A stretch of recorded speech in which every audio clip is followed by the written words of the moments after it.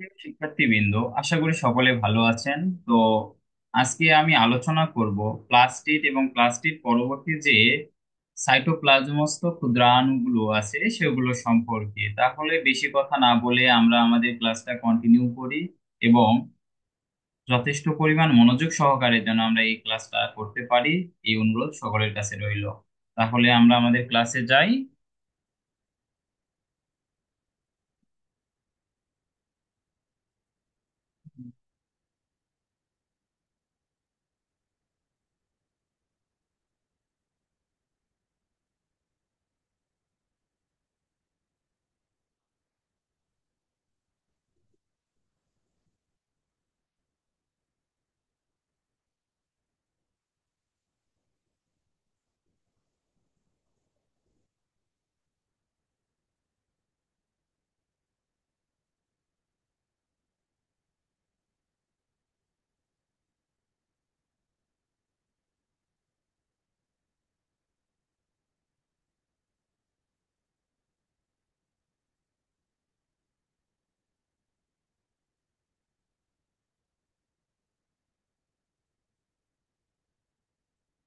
ওকে, আজকে আমরা প্রথমে শুরু করব প্লাস্টিড নিয়ে। তো দেখা যাচ্ছে যে প্লাস্টিড যেটা আছে প্লাজমস্থ যে ক্ষুদ্র অঙ্গাণু, এটা বিশেষ করে সর্ববৃহৎ ক্ষুদ্রাণু নামে পরিচিত। অর্থাৎ সাইটোপ্লাজমের যতগুলো ক্ষুদ্রাণু আছে তার মধ্যে সবচেয়ে বড় হলো প্লাস্টিড। 1853 সালে শিম্পার সর্বপ্রথম উদ্ভিদ কোষে সবুজ বর্ণের প্লাস্টিড লক্ষ্য করেন এবং নামকরণ করেন ক্লোরোপ্লাস্ট। তাহলে বিজ্ঞানীর নাম হচ্ছে শিম্পার, সালটা হচ্ছে 1883 এবং নামকরণ যেটা করা হয় সেটা হচ্ছে ক্লোরোপ্লাস্ট। এরপরে দেখা যায় যে এখানে দুইটা জিনিস আপনাদেরকে খুব মনোযোগ সহকারে জানতে হবে। এক, কোনগুলোর ভিতরে প্লাস্টিড নেই এবং কোনগুলোর ভিতরে প্লাস্টিড থাকে। বিশেষ করে এখানে আছে ছত্রাক, ব্যাকটেরিয়া, নীলাভ সবুজ শৈবাল এবং প্রাণী কোষে প্লাস্টিড নেই। Very very important. যদি কখনো অ্যাডমিশন টেস্টে আসে যে আসলে কোন কোষে প্লাস্টিড থাকে না, তখন এর ভিতরে দেয়া থাকতে ছত্রাক, ব্যাকটেরিয়া, নীলাভ সবুজ শৈবাল ও প্রাণী কোষে, এদের মধ্যে যে কোনো একটা দেয়া থাকতে পারে এবং বাকি তিনটা দেয়া থাকবে যেগুলোর ভিতরে প্লাস্টিড থাকে। ওকে, তাহলে আমাদের এই কয়েকটা শব্দ ভালোভাবে মনে রাখতে হবে। এরপরে দেখা যাক যে নীলাভ সবুজ শৈবালে প্লাজমা মেমব্রেন ভিতরে প্রবিষ্ট হয়ে থাইলাকয়েড সৃষ্টি করে। অর্থাৎ এই যে প্লাজমা মেমব্রেন বা ঝিল্লি, অর্ধবেদ্য যে ঝিল্লি থাকে, এই ঝিল্লির ভিতরে প্রবিষ্ট হয়ে এক ধরনের একটা অংশ তৈরি করবে যেটার নাম হচ্ছে থাইলাকয়েড। এবং এই থাইলাকয়েডের ভিতরেই আপনার ক্লোরোফিল। সাধারণত আমরা জানি কি, সূর্য থেকে আলো আসে, আলো এসে কি হচ্ছে, উদ্ভিদ সেই আলোটাকে গ্রহণ করছে, গ্রহণ করার ফলে কার্বন ডাই অক্সাইড ও পানির সমন্বয়ে ক্লোরোফিল এবং সূর্যালোকের উপস্থিতিতে কার্বোহাইড্রেট বা গ্লুকোজ তৈরি করছে। That means the process is photosynthesis, which help us to know the mechanism to convert carbon dioxide and um, H2O, অর্থাৎ water vapor, that called the photosynthesis process and produce the glucose and other components. So এখানে আমরা বুঝতে পেরেছি যে সালোকসংশ্লেষণ প্রক্রিয়ায় সাধারণত কি হয়, ক্লোরোপ্লাস্টের উপস্থিতি থাকে, আবার সূর্যালোকের উপস্থিতি থাকে, থাকার কারণে কার্বন ডাই অক্সাইড এবং প্রাণীর সমন্বয়ে ফটোসিনথেসিস বা সালোক সংশ্লেষণ প্রক্রিয়ার মাধ্যমে গ্লুকোজ তৈরি হয়। এবং এই গ্লুকোজটাই কি হয়, উদ্ভিদে দেহে সঞ্চিত হয়। পরবর্তীতে আমরা ট্রফিক লেভেলে যারা আছি, বিশেষ করে এক একটা ট্রফিক লেভেল, সর্বনিম্ন ট্রফিক লেভেল থেকে আস্তে আস্তে উপরের লেভেলে যারাই থাকে, অর্থাৎ এক স্তর ট্রফিক লেভেলকে আরেক স্তর ট্রফিক লেভেল যেটা থাকে তারা ভক্ষণ করে। করার পরে আস্তে আস্তে কি হয়, ডিকম্পোজার হয়ে যায়। অর্থাৎ দেখেন প্রথমে কি হয়, উদ্ভিদ সালোকসংশ্লেষণ প্রক্রিয়ায় খাদ্য গ্রহণ করলো, অর্থাৎ খাদ্য তৈরি করলো আর কি, প্রডিউসার। এরপরে কি হলো, সেখান থেকে গরু ছাগল এরা খাবার খেলো। খাওয়ার ফলে আমরা মানুষ কি করি, আমরা হয়তোবা ছাগল খাচ্ছি, মুরগি খাচ্ছি, হাঁস খাচ্ছি, খাওয়ার ফলে কি হচ্ছে আমাদেরকে, বা ধরেন গরু ছাগলকে আবার কারাই খায়, বা ব্যাঙের কথা যদি চিন্তা করি, সাপ খায়, সাপকে আবার খাচ্ছে কে, ঈগল খাচ্ছে, ঈগল আবার মারা যাচ্ছে, সে আবার ডিকম্পোজ হচ্ছে, সে বিভিন্ন ধরনের ব্যাকটেরিয়া তাকে আবার মাটির সাথে পচে ফেলছে। এই যে সাইকেল, ফুড সাইকেল, এটা ক্ষেত্রে সবচেয়ে বেশি গুরুত্বপূর্ণ কাজ করে ক্লোরোফিল। কেননা ক্লোরোফিলই তো প্রথম অবস্থায় আপনার খাদ্য তৈরি করতে হেল্প করে, নিজের খাদ্য নিজে তৈরি করা। এবং আমরা যদি প্লাস্টিডের দিকে নজর দেই তাহলে দেখতে পাবো প্লাস্টিড হচ্ছে তিন প্রকার। প্রথমটা হচ্ছে লিউকোপ্লাস্ট, পরেরটা হচ্ছে ক্রোমোপ্লাস্ট, তারপরে হচ্ছে ক্লোরোপ্লাস্ট। তাহলে তিনটা কি কি? লিউকোপ্লাস্ট, ক্রোমোপ্লাস্ট এবং ক্লোরোপ্লাস্ট। ওকে। এবং এই যে তিনটা, এই তিনটার মধ্যে সবচেয়ে গুরুত্বপূর্ণ হলো ক্লোরোপ্লাস্ট। এরপরে আসি লিউকোপ্লাস্ট। এই লিউকোপ্লাস্টে থেকে আমাদেরকে জানতে হবে যে এর অবস্থান কোথায়, অর্থাৎ যেখানে সূর্যালোক পৌঁছায় না, সূর্যের যে আলো, এই আলো পৌঁছায় না, সেখানেই শুধুমাত্র লিউকোপ্লাস্ট এর উপস্থিতি দেখা যাবে, যেমন মূল, ভূনিম্নস্থ কাণ্ড ইত্যাদিতে। হ্যাঁ। এখন এর প্রকার ভিত্তি, সাধারণত এই লিউকোপ্লাস্টকে তিন ভাগে বিভক্ত করা হয়। একটা হচ্ছে অ্যামাইলোপ্লাস্ট, অপর একটি ইলায়োপ্লাস্ট এবং অ্যালিউরোপ্লাস্ট। যখন ভর্তি পরীক্ষা আসবে তখন দেখবেন যে লেখা থাকবে নিচের কোনটি বা কোন লিউকোপ্লাস্ট কি করে স্নেহ বা স্টার্চ জাতীয় বা শ্বেতসার জাতীয় খাদ্য সঞ্চয় করে, তাহলে কি হবে? অ্যামাইলোপ্লাস্ট। আবার যদি প্রশ্ন আসে যে নিচের কোন লিউকোপ্লাস্ট তেল বা চর্বি জাতীয় খাদ্য সঞ্চয় করে, তাহলে হবে ইলায়োপ্লাস্ট। আর যদি আসে নিচের কোন লিউকোপ্লাস্ট প্রোটিন জাতীয় খাদ্য সঞ্চয় করে, তাহলে উত্তর হবে অ্যালিউরোপ্লাস্ট। আপনারা মনে রাখবেন এইভাবে, আলী খুব শর্করা খায়, আলী কি খায়? আলী শর্করা খায়। আর ইলায়োপ্লাস্টে যেটা যেটা আছে এটা হচ্ছে ইমনের তেলবাজি, ইমনের তেলবাজি ইলায়োপ্লাস্ট, ইমনতে ইলায়োপ্লাস্ট এবং তেলবাজিতে তেল বা চর্বি জাতীয় যে খাবার আছে সেই খাবারটা। তাহলে প্রথমটা মনে রাখবেন যে আমার স্টার্স বা আমিন বলেন বা কিছু একটা বলেন, বলে ওইভাবে মনে রাখবেন যে আমি শ্বেতসার খাই। আমি কি খাই? আমি শেরশা, এটাও বলতে পারেন যে আমি শেরশা। আর শেরশা মানে কি? আমি স্টার্চ বা শ্বেতসার জাতীয় খাদ্য সঞ্চয় করছি অ্যামাইলোপ্লাস্ট হিসেবে। আবার যদি বলা হয় যে ইলায়োপ্লাস্ট, তখন বলবেন কি? এমন তেলবাজি করে। এমন কি করে? তেলবাজি করে।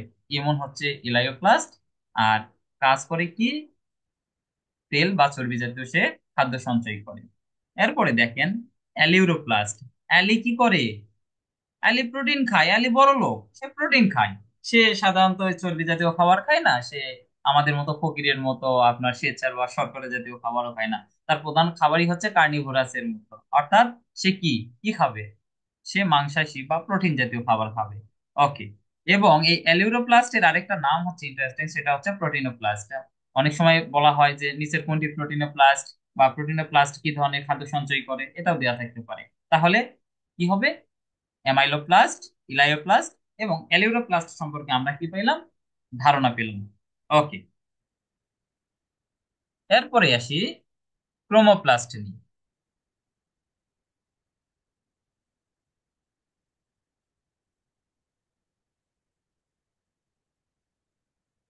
দেখেন ক্রোমোপ্লাস্ট কি?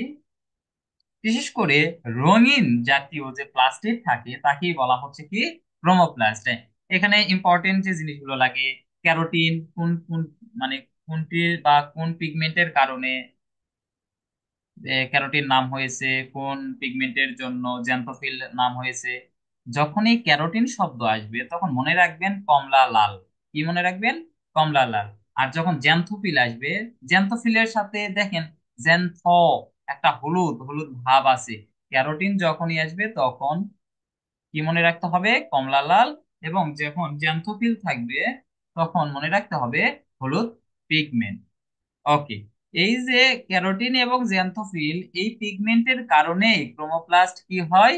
রঙিন হয়। এখন ক্রোমোপ্লাস্ট কোথায় কোথায় পাওয়া যায় এটা ভেরি ভেরি ইম্পর্টেন্ট।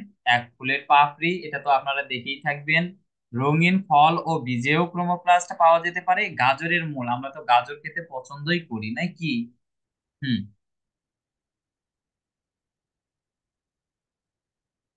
ওকে, তাহলে ক্রোমোপ্লাস্টের একটু কাজ দেখি।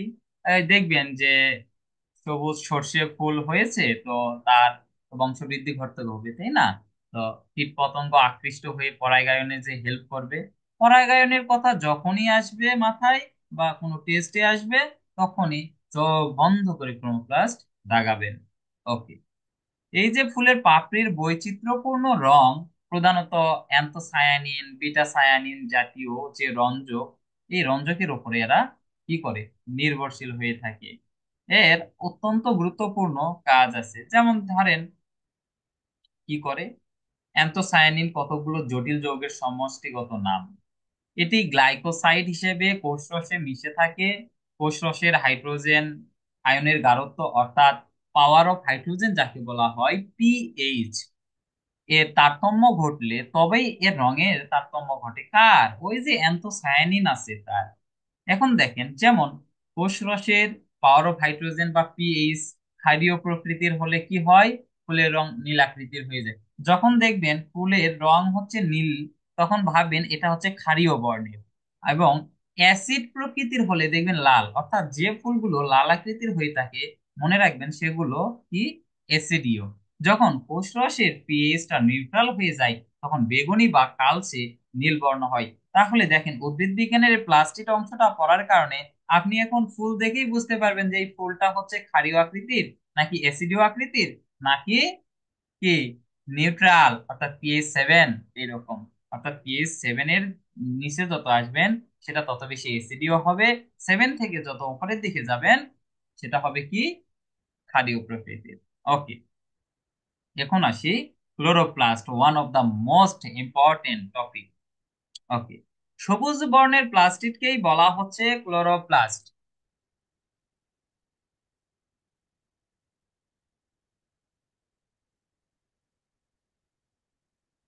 Chlorophyll A, chlorophyll B, carotene ও জ্যান্থোফিলের সমন্বয়ে ক্লোরোপ্লাস্ট গঠিত হয়ে থাকে।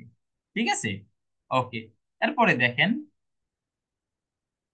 1883 সালে বিজ্ঞানী শিম্পার সর্বপ্রথম উদ্ভিদ কোষে যে সবুজ বর্ণের প্লাস্টিক লক্ষ্য করেছিলেন, সেটা অ্যাকচুয়ালি ছিল কি, ক্লোরোপ্লাস্ট, তাই না?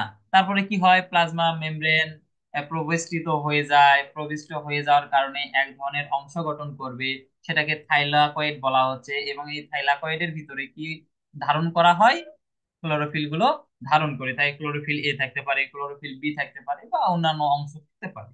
ওকে, এই যে গুরুত্বপূর্ণ কাজ ক্লোরোফিল করে থাকে, যে কারণে বা খাদ্য সংশ্লেষণে প্রধান ভূমিকা পালন করে বিধায় ক্লোরোফিলকে বলা হয় কোষের রান্নাঘর বা কিচেন অফ সেল, বা শর্করা জাতীয় খাদ্যের কারখানা।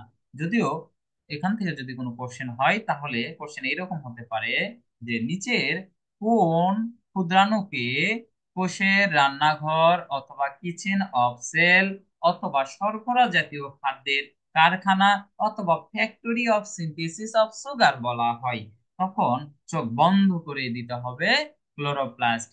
এই যে ক্লোরোপ্লাস্ট এত গুরুত্বপূর্ণ কাজ সম্পাদন করলো, যে কারণে এটি শক্তি রূপান্তরের একটি গুরুত্বপূর্ণ অ্যাসপেক্ট হিসেবেও কাজ করে বা কম্পোনেন্ট হিসেবেও কাজ করে। ওকে,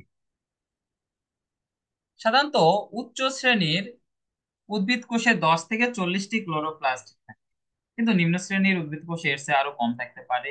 এখন ইম্পর্টেন্ট আরেকটা জিনিস, সেটা হচ্ছে আকৃতি কেমন হতে পারে ক্লোরোপ্লাস্টে।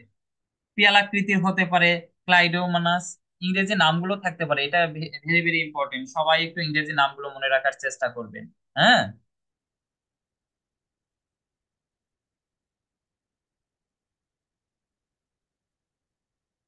তো পিয়ালাকৃতির বা ক্ল্যামাইডোমানাস, সর্পিলাকার হতে পারে স্পাইরাগাইডার, জালিকাকার হতে পারে অরিওগনিয়াম, তারকাকার জিকনিমা, জিকনিমা তারার মতো খেলাধুলা, জিক জিক জিক জিক এরকম করে নাচে না, এটা দিয়ে মনে রাখতে পারেন।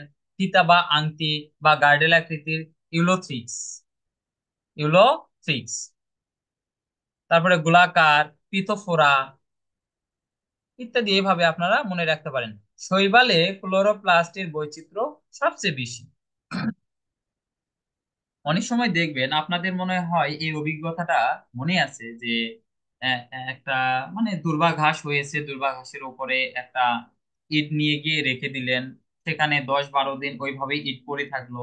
তো 10-12 দিন পর ওখান থেকে ইটটা তুললে দেখতে পাবেন যে ওখানকার যে ছোট ছোট ঘাসগুলো ছিল বা দুর্বা ঘাস ছিল সেগুলো তার সবুজ বর্ণ থেকে সাদা বর্ণ হয়ে গেছে। তাহলে এর ভিতরে মূল মেকানিজমটা কি? সাধারণত সূর্যালোক থেকে সানরে আসবে, তারপরেই তো ফটোসিনথেসিসের মাধ্যমে সে কি তৈরি করবে?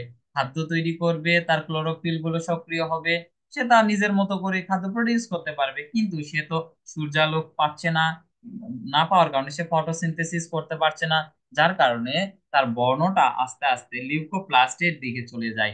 আবার কয়দিন পর দেখবেন সেগুলো আস্তে আস্তে কি হয়ে গেছে, রঙিন হয়ে গেছে বা সবুজ বর্ণের হয়ে গেছে। ঠিক আছে, ওকে। ক্লোরোপ্লাস্টের ক্লোরোপ্লাস্টের যে গঠন, ভৌত গঠন, এটাতে দেখতে পারেন যে আবরণী ঝিল্লি থাকে, তারপরে হচ্ছে স্ট্রমা বা স্ট্রমা বা ম্যাট্রিক্স থাকতে পারে, যে ধাত্র, অ্যাকচুয়ালি ম্যাট্রিক্স বলতে আপনারা ধাত্র মনে করবেন। হ্যাঁ, এখানে দেখেন এই চিত্রর দিকে যদি আমরা দেখি, বিশেষ করে এখানে আমরা একটু লিখতে পারি। হ্যাঁ, আমরা পেন দিয়ে লিখতে পারি এখানে। ওকে, এই যে কলম দিয়ে লিখি আমরা। ওকে, এই যে এই এইটা হচ্ছে আপনার বহি স্তর, আর এর নিচেই যেটা, এটা হচ্ছে কি অন্তঃস্তর। এবং এই যে এই অংশটুকু দেখছেন, এই অংশটুকু বলা হয় স্ট্রমা ল্যামেলি। হ্যাঁ, এবং দেখেন এই যে ছোট ছোট ছোট ছোট অনেকগুলো এরকম ইয়া করে আছে এই জায়গাতে, আবার এই যে এখানেও আছে, এই জায়গাগুলোকে বলা হচ্ছে কি রাইবোজোম। ঠিক আছে, এবং এই যে অনেকগুলো অংশ নিয়ে দেখেন একটা স্তূপ গঠন করেছে, এই স্তূপটাকে বলা হচ্ছে গ্রানাম। হ্যাঁ, স্ট্রোমা ল্যামেলি আমরা পেয়েছি, বহি স্তর পেয়েছি, অন্তঃস্তর পেয়েছি, স্ট্রোমা ল্যামেলাম পেয়েছি, এখান থেকে আবার কি পেলাম? গ্রানাম পেয়ে গেছি। এবং স্ট্রমা কি? স্ট্রমা বা ম্যাট্রিক্স, এই যে পুরোটা, এই পুরোটাকে যে ধারণ করে আছে, এই পুরোটাই হচ্ছে আপনার কি স্ট্রমা বা ম্যাট্রিক্স। এবং অনেক সময় দেখবেন যে এই যে অনেক বড় বড় যে ইয়াগুলো আছে, বৃত্তগুলো আছে, এগুলো হচ্ছে কি তৈলবিন্দু। হ্যাঁ, আর এই যে গ্রানাম গঠন করলো দেখেন, এই পুরোটা মিলে একটা কি গ্রানাম তৈরি করছে না? এর প্রত্যেকটা আলাদা আলাদা অংশগুলোকে বলা হচ্ছে এক একটা কি থাইলাকয়েড। ঠিক আছে, এবং দেখেন এই যে এখানে কিছু অংশ আছে, এই অংশটুকুর নাম হচ্ছে স্বেচ্ছার দানা। ঠিক আছে, এবং এই জায়গায় কি আছে, সেটা বৃত্তাকার ডিএনএ হতেও পারে, আবার নাও হতে পারে। এই যে কি আছে, ডিএনএ আছে এখানে। ঠিক আছে, তাহলে আমরা সহজেই এখান থেকে কি জানতে পারলাম যে ক্লোরোপ্লাস্টের যে বিভিন্ন অংশ আছে, এই অংশগুলো আমরা সহজেই জানতে পারলাম।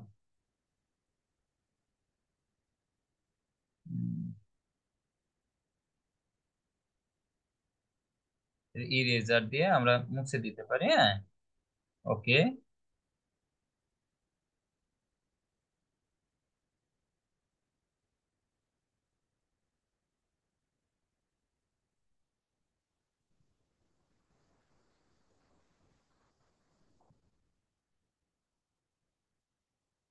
ওকে।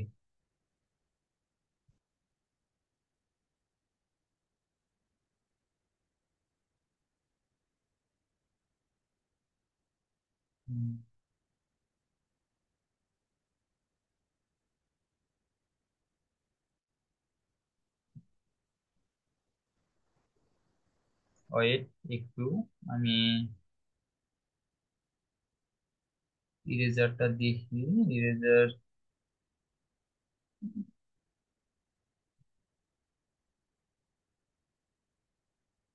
ওকে। তাহলে আমরা সহজে এখানে কি, একটা ক্লোরোপ্লাস্টের যে বিভিন্ন অংশ থাকে এই অংশগুলো সম্পর্কে আমরা কি করতে পারলাম, আমাদের যে সম্যক জ্ঞান আছে এই জ্ঞানটাকে আমরা ইনলার্জ করতে পারলাম বা দেখতে পেলাম। এই অংশগুলোই আবার আলোচনা করেছে যে স্ট্রমা বা ম্যাট্রিক্স সে কি করবে। দেখেন যে আবরণী ঝিল্লি দ্বারা আবৃত পানিগ্রাহী অর্থাৎ পানি গ্রহণ করতে পারে কলয়েড ধর্মী ম্যাট্রিক্স তরলকে স্ট্রমা বলা হয়। স্ট্রমাতে সাধারণত 70S রাইবোজোম। আমরা বলেছিলাম যে আদি কোষে ডিএনএ তা বৃত্তাকার হয় এবং রাইবোজোমের যে ধর্ম সেটা হচ্ছে 70S হয়ে থাকে। তারপরে কি থাকে, অসমোফিলিক ডানা থাকে, ডিএনএ থাকে, আরএনএ থাকে ইত্যাদি। এতে শর্করা তৈরির এনজাইমও খুঁজে পাওয়া যায়। তাছাড়া এই যে স্ট্রমা বা ম্যাট্রিক্স এখানে কি হয় জানেন, সালেক সংশ্লেষণে কার্বন বিজারণের মাধ্যমে শর্করা উৎপাদন প্রক্রিয়া অর্থাৎ C3 বা C4 যে চক্র আছে, কার্বন 3 কার্বন 4 যে চক্র আছে এটাও স্ট্রমাতে সংগঠিত হয়ে থাকে। এরপরে যে অংশটা পাবো সেটা হচ্ছে থাইলাকয়েড ও গ্রানাম। গ্রানাম কি বলেছিলাম, অনেকগুলো এই যে এরকম করে স্তর হয়ে থাকবে, 1 2 3 এরকম করে স্তর হয়ে থাকবে। দেখেন এরকম করে স্তর হয়ে থাকবে, কিন্তু এক একটা অংশকে আমরা কি বলছি, থাইলাকয়েড বলে দিচ্ছি। ঠিক আছে। দেখেন থাইলাকয়েড সম্পর্কে আমাদেরকে এখানে বিশেষ করে মনে রাখতে হবে যে আম, প্রত্যেকটি থাইলাকয়েডের ভিতরে একটি প্রকোষ্ঠ থাকে। এই প্রকোষ্ঠতে ক্লোরোফিল এ, ক্লোরোফিল বি, তারপরে জ্যান্থোফিল, ক্যারোটিন, লিপিড ও এনজাইম থাকতে পারে। এসব বস্তুকে একত্রে স্ফটিকাকার দানার মতো দেখায়। দেখেন আপনার হাতটা স্মুথ আছে, কিন্তু এখানে এখানে এভাবে যদি অনেক কিছু বা অনেক জায়গা ধরে কিছু কিছু অংশ থাকে যেটা আপনাকে দেখে মনে হয় ফোড়া টাইপ এরকম মনে হচ্ছে, দ্যাট মিনস স্ফটিকাকার। ধরেন একটা কাচের গ্লাস নিয়েছেন, সেখানে কোল্ড ড্রিঙ্কস ঢেলেছেন, ঢালার পরে দেখা যায় যে বোতল মানে ওই যে আপনার যে গ্লাস ছিল এই গ্লাসে মানে ফোটা ফোটা ফোটা ফোটা কি হয়, দানাগুলো লেগে থাকে। কিসের দানা, ওই কোল্ড ড্রিঙ্কস এর দানাগুলো লেগে থাকে, দ্যাট মিনস স্ফটিকা। ওকে, এই স্ফটিকার গুলোকে এক সময় বলা হয় কি, কোয়ান্টাসম। ওকে, গুড। তারপরে দেখেন থাইলাকয়েড, বললাম না যে অনেকগুলো থাইলাকয়েড স্তূপ করে একটা আপনার গ্রানাম তৈরি করবে, এবং 10 থেকে সাধারণত 100টা থাইলাকয়েড উপর্যুপরি উপর্যুপরি সজ্জিত হয়ে একটি গ্রানাম গঠন করে। এখানে উপর্যুপরি দিয়ে অত্যন্ত সুন্দর কথা লিখেছে। অনেক বই দেখবেন যে উপরুক্ত লেখা আছে, আসলে উপরে কোনো কিছু আপনি ব্যাখ্যা করেছেন কোন সম্পর্কে, তারপরে এসে আপনি এখন ফিনিশিংটা আনতে চাচ্ছেন, সেখানে এসে লেখে না যে উপরোক্ত বিষয়ে দিয়ে বিচার বিশ্লেষণ করে আমার আবেদনপত্রটি গৃহীত করতে আপনার একান্ত মর্জি হোক। এটা ডাহা ভুল একটা সেন্টেন্স। ওই জায়গায় কখনোই উপরোক্ত লেখা যায় না।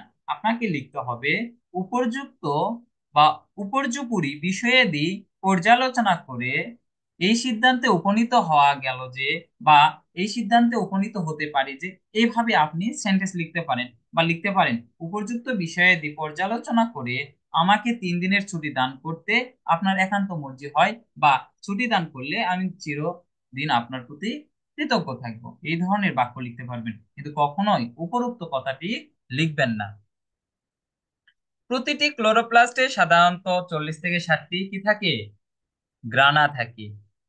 ওকে, একটা জিনিস মনে মনে রাখার চেষ্টা করবেন, গ্রানাম একবচন এবং বহু বচন কিন্তু গ্রানা।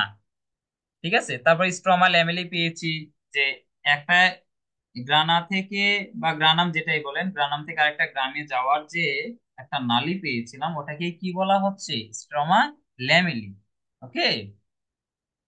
এরপরে ফটোসিনথেটিক ও এটিপি সিনথেস। এখানে আপনাদেরকে জানতে হবে প্রতি ইউনিটে chlorophyll A, chlorophyll B, carotene, জ্যান্থোফিলের প্রায় 300 থেকে 400টি অণু থাকে। এটুকু জানলে এখানে এনাফ। এবং 6 নাম্বার যে অংশটা আছে ডিএনএ ও রাইবোজোম একটু আগেই বললাম যে নিজস্ব এই ডিএনএ যদি ক্লোরোপ্লাস্টে না থাকতো, তাহলে কি ক্লোরোপ্লাস্ট তার খাদ্য গঠন বা খাদ্য তৈরি প্রক্রিয়া বা ফটোসিনথেসিস যে প্রক্রিয়া, ইজ ইট পসিবল? নো। আছে বিধায়, তার নিজস্ব ডিএনএ আছে বিধায় সে কিন্তু কি করতে পারে, সে মানে that is, it is a producer, বা হি ইজ এ প্রডিউসার, এটা আপনি বলতে পারেন যে সে কি একজন উৎপাদক, সে খাদ্য তৈরি করতে পারে, সে ফটোসিনথেসিস প্রক্রিয়া সে খাদ্য তৈরি করতে পারে। তার যদি ওই সক্ষমতা না থাকতো, সূর্যালোকের উপস্থিতিতে যদি সে ক্লোরোফিলের বা ক্লোরোপ্লাস্টে যাই না, যাই বলেন না কেন, কার্বন ডাই অক্সাইডের পানিকে অ্যাকমুলেশন করে সে কিন্তু গ্লুকোজ কখনোই তৈরি করতে পারতো না, তাই না? অবশ্যই তার কি আছে, নিজস্ব ডিএনএ আছে। এরপরে দেখেন, ক্লোরোপ্লাস্টের জিনোমে 120 থেকে 160 কিলোবেস থাকে, এটা অত বেশি ইম্পর্টেন্ট না। কিন্তু ইম্পর্টেন্ট হচ্ছে 120 প্রকার প্রোটিনের জন্য কোডিং সিকুয়েন্স পাওয়া গিয়েছে কোথায়, ক্লোরোপ্লাস্টে। এখন ক্লোরোপ্লাস্টে কি কি অংশ থাকে এটা একটু জানতে হয়। যে শুষ্ক ওজনের 10 থেকে 20% লিপিড, 35 থেকে 55% প্রোটিন থাকে, এবং প্রোটিনের মধ্যে 80%ই হচ্ছে অদ্রবণীয়, যা লিপিডের সঙ্গে একত্রে ঝিল্লি নির্মাণ করে থাকে। ঠিক আছে। আবার ক্লোরোপ্লাস্টে 75% ক্লোরোফিল এ ও 25% ক্লোরোফিল বি থাকে। আর খুবই অল্প পরিমাণে আপনার থাকে কি, জ্যান্থোফিল। ক্লোরোপ্লাস্টের কাজ ইম্পর্টেন্ট আছে, আপনাদেরকে একটু জানতে হবে, সবগুলো বলেই দিয়েছি। যে প্রধান কাজ কি, সালোক সংশ্লেষণ প্রক্রিয়ায় শর্করা জাতীয় খাদ্য সেতু প্রস্তুত করবে। এরপরে কি, সৌরশক্তিকে জৈবিক শক্তিতে রূপান্তরিত করবে। কার্বন ডাই অক্সাইড ও রুবিস্কো যেটা আছে, আর ইউবিপি, এগুলো পরবর্তী যে অধ্যায়গুলো আছে ওই অধ্যায়গুলোতে বিস্তারিতভাবে আলোচনা করব। তারপরে কি, ক্লোরোপ্লাস্টের প্রয়োজনে প্রোটিন নিউক্লিক অ্যাসিড সে কি করতে পারে, তৈরি করতে পারে। ফটোফসফোরাইলেশন সে ঘটাইতে পারে, অর্থাৎ সূর্যালোকের সাহায্যে এডিপি কে এটিপি তে রূপান্তরিত করে। অর্থাৎ ওই যে বলে না যে জৈব মুদ্রা বা শক্তি মুদ্রা, এটিপি কে বলা হয় অ্যাডিনোসিন ট্রাইফসফেট, সেটাকেই পরিবর্তিত, অর্থাৎ এডিপি কে, এডিনোসিন ডাইফসফেট কে এডিনোসিন ট্রাইফসফেটে রূপান্তরিত করার জন্য ফটোফসফোরাইলেশন যে প্রক্রিয়াটা আছে, এই প্রক্রিয়াটাকে সাহায্য করে কে, ক্লোরোপ্লাস্ট।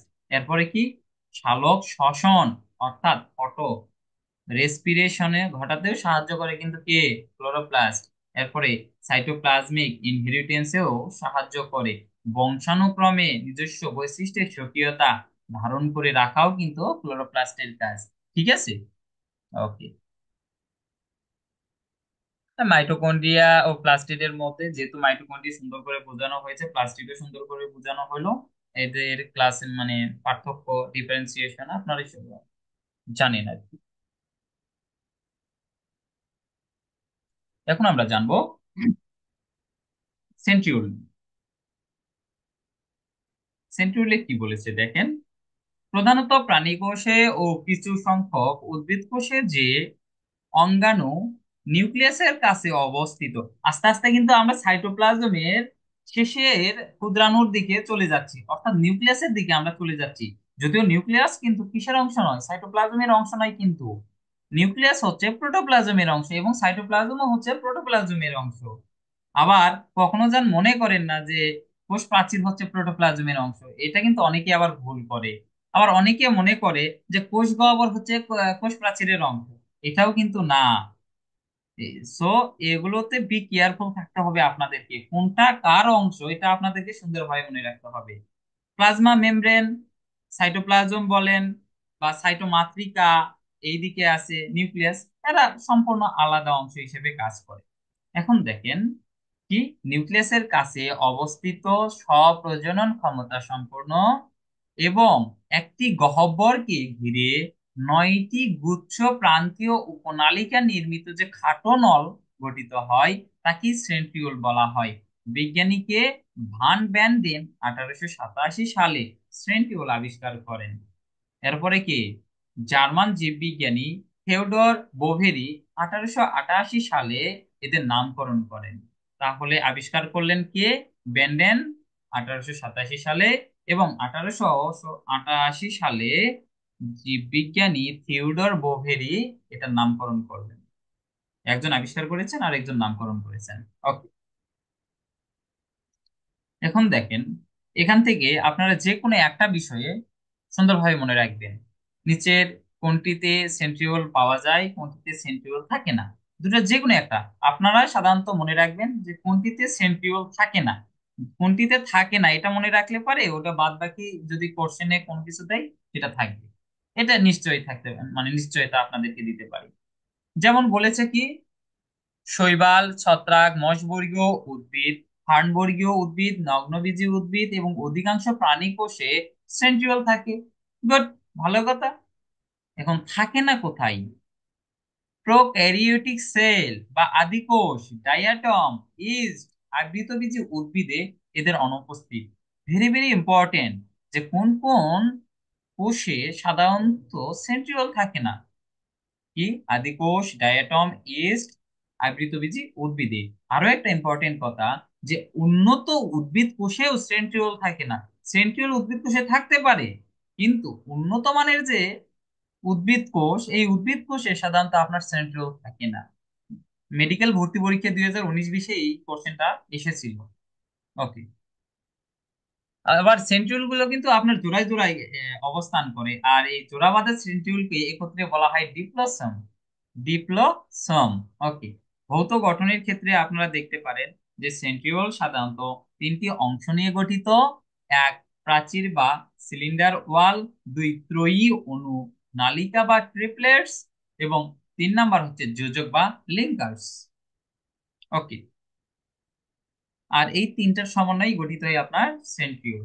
এখন দেখেন, সেন্ট্রিওল আবরণী বেষ্টিত না। আমি কিন্তু ওই যে প্রথম দিন যেদিন পড়াইছিলাম সেদিনই বলেছি যে মা এরা সবাই পাগল, ওখানেই বলে দিয়েছিলাম যে আবরণী বেষ্টিত ক্ষুদ্রাণুগুলো কোনগুলো, আর আবরণী বেষ্টিত নয় কোনগুলো। যেগুলো আবরণী নয় তার মধ্যে একটা হচ্ছে কে? সেন্ট্রিওল। এবং এতে কোনো ডিএনএ ও আরএনএও থাকে না, অর্থাৎ আরএনএ ও ডিএনএ এর উপস্থিতি এখানে নেই। এখানে আরেকটা জিনিস আমরা একটু দেখি।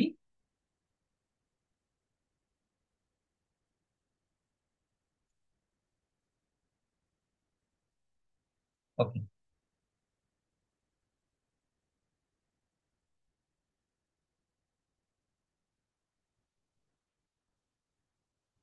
ওকে, এই কালার দিয়ে দেখি আমরা। দেখেন, এই পুরোটা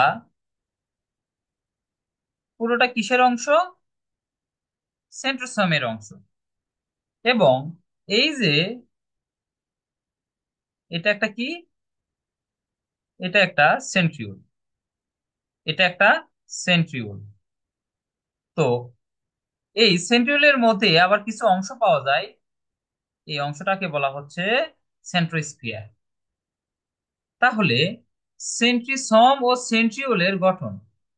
সেন্ট্রিসোমে কি থাকে? সেন্ট্রিওল থাকবে, তিনটি ত্রয়ী নালিকা থাকবে, বললো না ত্রয়ী গঠন করবে বা ট্রিপলেটস গঠন করবে। হ্যাঁ, তারপরে সেন্ট্রোস্ফিয়ার থাকবে। এখানে দেখেন অনেকগুলো উপনালিকা, এই একটা হতে পারে, এই এক, এগুলা এক একটা কি? এগুলা এক একটা এরকম অনেকগুলো থাকতে পারে উপনালিকা। এগুলো এগুলো লেগে থাকতে পারে, অনেকগুলো উপনালিকা আপনার লেগে থাকতে পারে। ওকে, আমরা এগুলো পরিষ্কার করার চেষ্টা করি।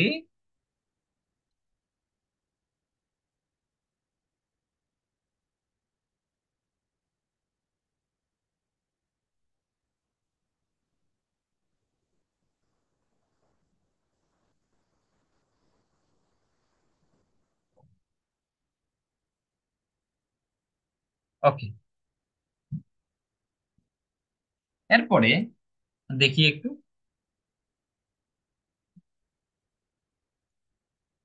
সেন্ট্রোস্ফিয়ার ও সেন্ট্রিওলকে একত্রে সেন্ট্রোসোম বলে, এটা অত বেশি ইম্পর্টেন্ট না।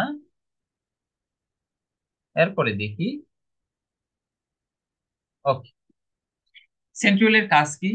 কোষ বিভাজনের সময় মাকু তন্তু গঠন করা, কোষ বিভাজনে সাহায্য করা, সিলিয়া ও ফ্লাজেলা যুক্ত কোষে সিলিয়া ও ফ্লাজেলা সৃষ্টি করা, শুক্রাণুর লেজ তৈরি করা। এটা হচ্ছে সবচেয়ে গুরুত্বপূর্ণ অংশ, যে শুক্রাণুর লেজ তৈরি করে বা গঠন করে কি?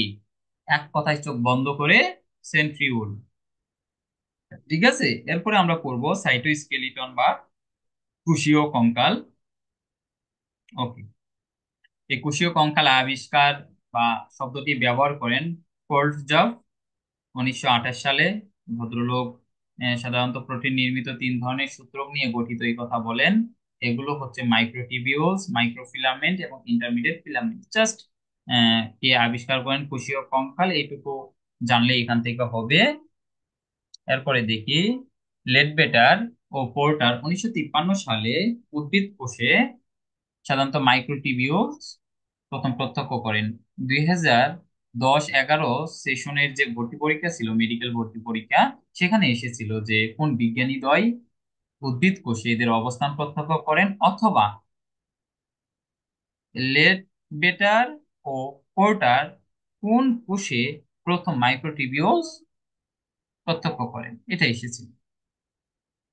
এরপরে আমাদেরকে জানতে হবে জাস্ট রিডিং এগুলো, যে প্রতিটি মাইক্রোটিবিউলস 13টি প্রোটোটিবিউলস টিউবিউলস সর্পিল আকারে সজ্জিত থাকে। হ্যাঁ, মাইক্রোটিউবিউলস এর প্রতিটি প্রোটোটিউবিউলস ডাইমেরিক প্রোটিন দিয়ে গঠিত, এবং এদের প্রতিটি protein alpha beta tubulin protein অণু দিয়ে গঠিত। মাইক্রোটিউবিউলস এর কাজ জাস্ট রিডিং করলেই হবে, অতটা বেশি ইম্পর্টেন্ট না। এখান থেকে অত কোশ্চেন হয় না, তাই এগুলো স্কিপ করে যাচ্ছি আমি। ওকে, ইন্টারমিডিয়েট ফিলামেন্টের এখানে একটু জানতে হয়, সেটা হচ্ছে বিভিন্ন কোষে চার ধরনের ইন্টারমিডিয়েট ফিলামেন্ট পাওয়া যায়, যেমন ক্যারাটিন, ল্যামিনিন, নিউরোফিলামেন্ট। এটা আপনারা মনে রাখতে, আরেকটা আছে ভাইমেন্টিন, এটা আপনারা মনে রাখতে পারেন কেলা ভাই নিউ মার্কেটে। কেলা ভাই নিউ মার্কেটে, কেতে ক্যারাটিন, ল্যাতে ল্যামিনিন, ভাইতে ভাইমেন্টিন, নিউ মার্কেটে নিউরোফিলামেন্ট, এইভাবে আপনারা মনে রাখতে পারেন। ওকে, আর পার অক্সিসোমের যদি কথা বলি, চোখ বন্ধ করে মনে রাখবেন যে প্রদীপ মাস্টার কিলিয়া পার করিলেন, কিলিয়া পার করিলেন, এইভাবে মনে রাখতে পারেন। যে কি, পরীক্ষায় কিলিয়া পার করিলাম, বা চোরটাকে কিলিয়া পার করে দিলাম, এভাবে আপনার মনে রাখতে পারেন। যে কিডনি এবং লিভার, কিলিয়া, কিলিয়া পার, কিতে কিডনি, লিতে লিভার, অর্থাৎ কোন কোষে পারক্সিজমের পরিমাণ বেশি? চোখ বন্ধ করে উত্তর হবে প্রাণীর কিডনি ও লিভার কোষে পারক্সিজমের পরিমাণ বেশি থাকে।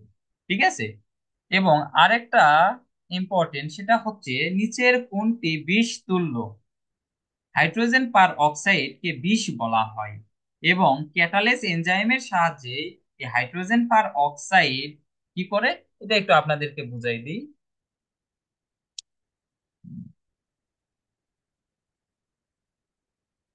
দেখেন কি করে।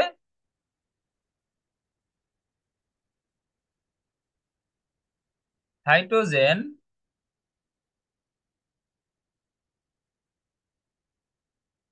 পার অক্সাইড কি করবে, এটা ভেঙে পানি, সরি সরি,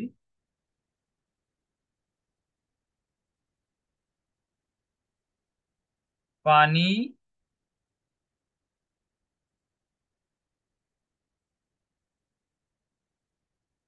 ও, এটা কি অক্সিজেন হয়ে গেল নাকি?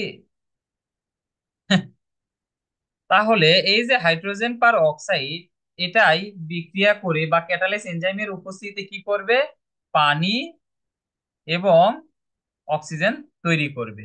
ঠিক আছে, এবং এই হাইড্রোজেন পার অক্সাইড কিন্তু বিষ তুল্য, খুবই মারাত্মক। ওকে, তাহলে এখান থেকে যদি কখনো প্রশ্ন হয় নিচের কোনটি বিষতুল্য, কোন এনজাইমের উপস্থিতিতে হাইড্রোজেন পারঅক্সাইড থেকে পানি এবং অক্সিজেন তৈরি করে, এবং কোন কোষে সাধারণত পারক্সিজমের পরিমাণটা বেশি, তখন কিডনি ও লিভার কোষে সাধারণত কি হয়, এই পারক্সিজমের পরিমাণটা বেশি। এরপরে আসি গ্লাই অক্সিসম।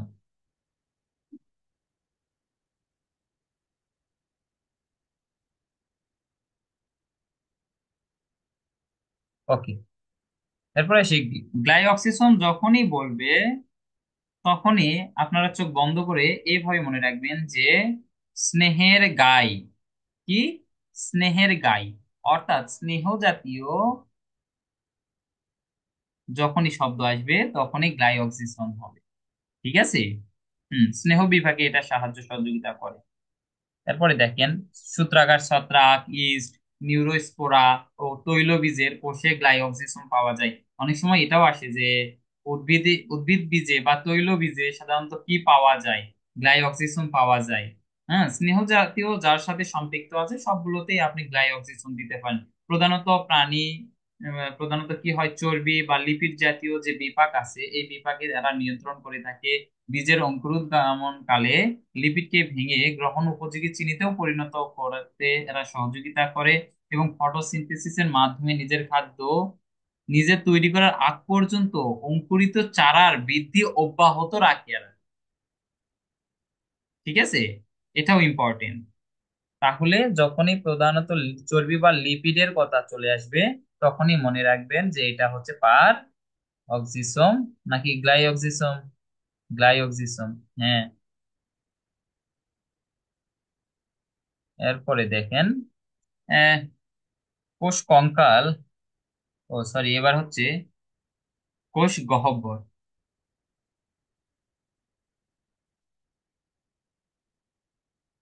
কোষ গহ্বরে এখানে একটা জিনিস আপনাদেরকে খালি মনে রাখতে হবে যে প্রোটোপ্লাজম দিয়ে গঠিত যে পাতলা পর্দা কোষ গহ্বরকে বেষ্টন করে থাকে তাকে টনোপ্লাস্ট বলে। জাস্ট এই টনোপ্লাস্টটা শুধু মনে রাখতে হবে। এবং কোষ গহ্বরের অভ্যন্তরে যে রস থাকে তাকে কোষ রস বলা হয়। এটুকু জানলেই হয়ে যাবে। তাহলে সাইটোপ্লাজমস্থ যে অঙ্গাণুগুলো ছিল, ক্ষুদ্র অঙ্গাণুগুলো ছিল, সেগুলো সম্পর্কে আমাদের পড়ানো শেষ।